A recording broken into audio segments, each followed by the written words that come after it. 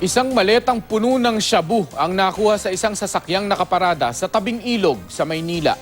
Makibalita tayo kay Mav Gonzales.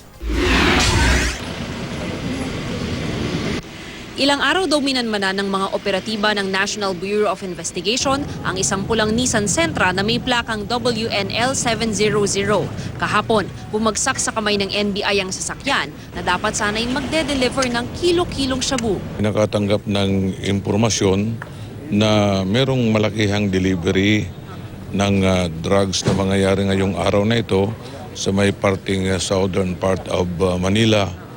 So, at gamit po ang sakyang ito, nagpaikot-ikot at tinitingnan siguro ng may sakyan kung may tao na sumusunod o wala.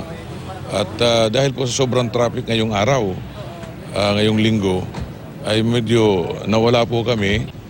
Nakita na lang nila ang kotseng nakaparada sa tabing ilog sa Escolta bandang alas 5:30 ng hapon. Wala na ang driver ng kotse.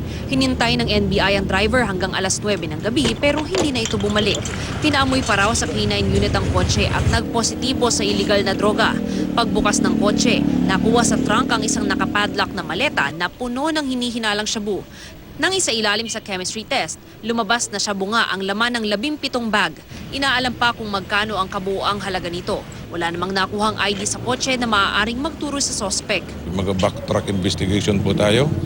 Kisimula tayo sa sasakyan na ito, kung sino ang may-ari ng sasakyan na ito.